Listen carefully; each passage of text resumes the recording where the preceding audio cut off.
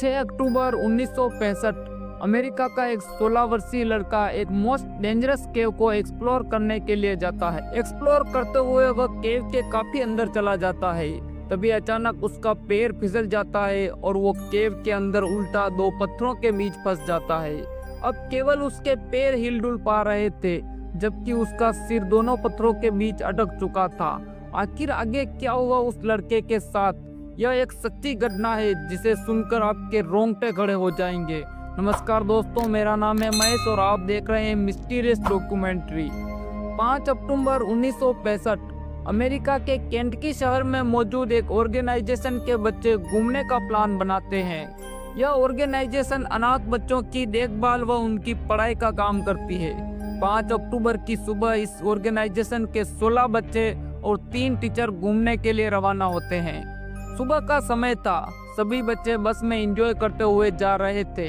सफर के कुछ घंटों बाद रास्ते में बस खराब हो जाती है। ड्राइवर बहुत देर तक बस को ठीक करने की कोशिश करते हैं, लेकिन उन्हें कोई सफलता नहीं मिलती। तभी वो पास के ही शहर से बस को ठीक करने के लिए मैकेनिक को बुलाने चले जाते हैं। इस बस में एक 16 वर्षीय मॉरिस बेजोल्ड नाम का एक लड़का भी था। मॉरिस को पता था कि वो जहाँ रुके हैं उसके 1 किलोमीटर दूर जंगल में एक वाइल्ड कैट नाम की केव है। असल में मॉरिस पहले भी इस केव में आ चुका था, तो वो अपने टीचर को बिना बताए अपने दोस्तों को लेकर उस केव को एक्सप्लोर करने निकल जाता है। वाइल्ड स्टोन केव अमेरिका में मौजूद एक सैंडस्टोन से बना हुआ केव है। यह केव लगभग 250 फीट लंबी है और इसके रास्ते भी बहुत संकरे हैं, जिसमें घुसना बहुत मुश्किल है। इस केव में घुसने का रास्ता तो 15 फीट चौड़ा है, किंतु आगे जाकर यह रास्ता केवल 2 फीट का ही रह जाता है। यह प्राचीन केव है, इसलिए प्राचीन इतिहास के अनुसार वर्ल्ड वॉर के समय अमेरिका से बचने के लिए कनाडा भागने वाले गुलाम इसी केव में छुपा करते थे। मॉरिस और उसके दोस्त बिना सोचे समझे इस केव में घुस गए। मॉरिस एक दुबला पतला लड़का था, इसलिए वो आसानी से किसी भी संकरे रास्ते में घुस सकता था। मॉरिस और उसके दोस्त धीरे धीरे केव के अंदर कई फीट नीचे चले जाते हैं। इस केव के रास्ते इतने पतले थे कि इनको रास्तों में इन लोगों को रेंगते हुए आगे बढ़ना पड़ रहा था। कुछ जगहों पर इनकी बॉडी पर खरोंचें लग रही थी, लेकिन यह लोग मजे मजे में केव के और अंदर घुसते जा रहे थे। मॉरिस और उसके दोस्तों को यह केव जितना खतरनाक लग रहा था, असल में यह उससे भी ज्यादा खतरनाक था। केव के काफी अंदर जाने के बाद मॉरिस अपने दोस्तों से आगे निकल जाता है। जब वो केव के लेबिन हिस्से में था, तब मॉरिस पीछे मुड़कर देखता है तो वो देखता है कि उसके पीछे कोई भी नहीं है। मॉरिस उन्हें आवाज लगाता है, लेकिन उसे कोई रिप्लाई नहीं मिलता। पूरे केव में केवल मॉरिस ही अकेला था। मॉरिस ने डिसाइड किया कि वो अकेले ही केव के और अंदर जाएगा। दूसरी तरफ मॉरिस के दोस्त केव से बाहर निकल चुके थे। उन्होंने केव के अंदर मॉरिस को आवाज लगाई, लेकिन उन्हें कोई भी रिप्लाई नहीं मिला। इसलिए उन्हें लगा कि शायद मॉरिस उनसे पहले ही केव से बाहर निकल के चला गया है। इसी वजह से वे लोग भी केव से बाहर निकल जाते हैं। केव के अंदर मॉरिस एक बड़े से रास्ते में चला जाता है, लेकिन वो देखता है कि यह एक डेड एंड है, यानी कि इसके आगे कोई रास्ता नहीं है। इसलिए वो वहाँ से मुड़कर एक दूसरे रास्ते में चला जाता है। यह रास्ता काफी पतला था और मॉरिस इसके थोड़ा सा अंदर चला जाता है, लेकिन तभी उसका पैर फिसल जाता है और वो मुंह के बल सामने जाकर गिरता है। रास्ते में दोनों साइड 2 बड़े बड़े पत्थर थे। मॉरिस दोनों पत्थरों के बीच में जाकर फंस गया था और वो वहाँ पर इस तरह अटक जाता है कि वहाँ हिलडुल भी नहीं पा रहा था। मॉरिस के पैर ऊपर और सिर नीचे की तरफ था, जिसके कारण उसको बहुत दर्द भी हो रहा था। पहले तो कुछ मिनट तक मॉरिस को पता नहीं चलता कि क्या हुआ है, लेकिन फिर मॉरिस को समझ में आ गया कि वह बहुत बड़ी मुसीबत में फंस गया है। इसलिए मॉरिस जोर जोर से चिल्लाने लगता है, लेकिन इस टाइम तक कोई भी केव के पास नहीं था। लेकिन वो जितना मुंह होता जा रहा था, उसका शरीर पत्थरों पर लगकर छिलता जा रहा था और वह और भी अंदर घुसते जा रहा था। अब मॉरिस दर्द से परेशान हो चुका था, लेकिन मॉरिस हार मानने वाले लड़कों में से नहीं था। वह रास्ते से निकलने के लिए जितना भी कोशिश करता, वह उतनी और बड़ी मुसीबत में फंसते जा रहा था और आखिरकार ज्यादा हिलने डुलने की वजह से मॉरिस का शरीर पूरी तरह स्टक्ड हो गया। मॉरिस पैर को छोड़कर अपने शरीर को हिलाने में असमर्थ हो गया और मॉरिस की आंखों से आंसू निकलने लगे। उसे बिलीव नहीं हो रहा था कि उसने अपने आप को इतने बड़े मुसीबत में डाल दिया है। उसे बिल्कुल भी पता नहीं था कि वह इस रास्ते से कैसे बाहर निकल पाएगा।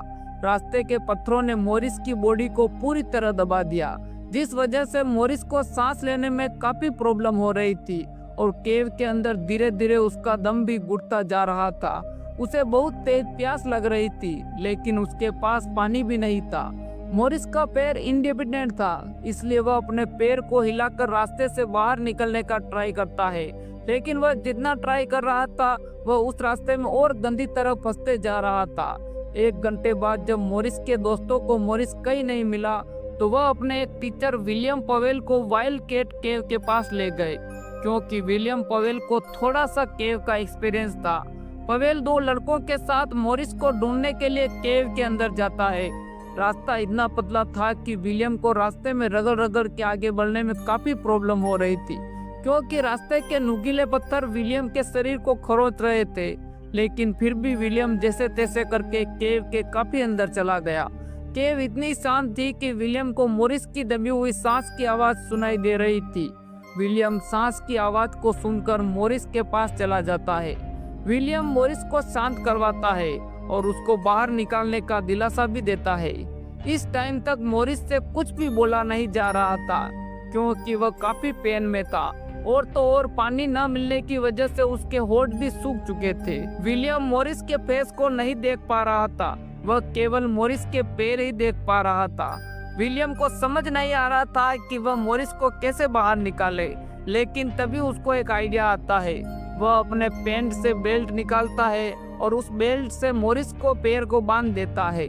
लेकिन यह विलियम को जितना आसान लग रहा था यह उतना आसान नहीं था, इसलिए विलियम जल्दी से ही फायर फाइटर से संपर्क करता है। फायर फाइटर रेस्क्यू टीम केव के पास आई और जिस रास्ते में मॉरिस फंसा हुआ था उस रास्ते में पुली सिस्टम को बांधकर पुली के रस्सी को मॉरिस के पैर पर बांध दिया गया और फिर रस्सी को खींचकर मॉरिस को निकालने का ट्राई किया गया।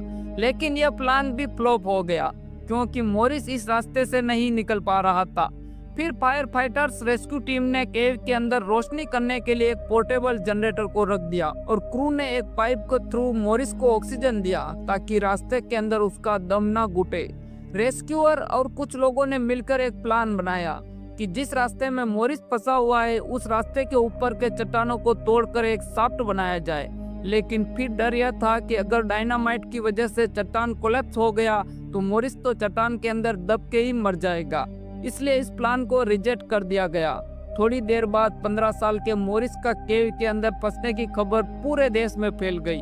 यह खबर अखबारों के फ्रंट पेज पर छापी जा रही थी और हर न्यूज चैनल पर मॉरिस के फंसे रहने की बात चल रही थी।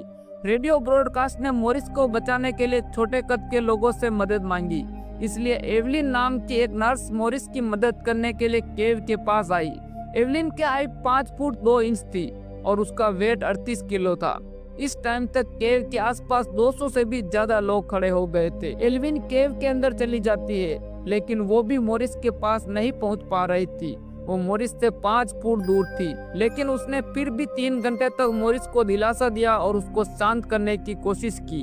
और फिर एक और केव एक्सप्लोरर टेरी ब्राउन रेस्क्यू के साथ मिलकर केव के अंदर रिंग वाली हुक को लगाकर रस्सी से मॉरिस को खींचने का ट्राई किया।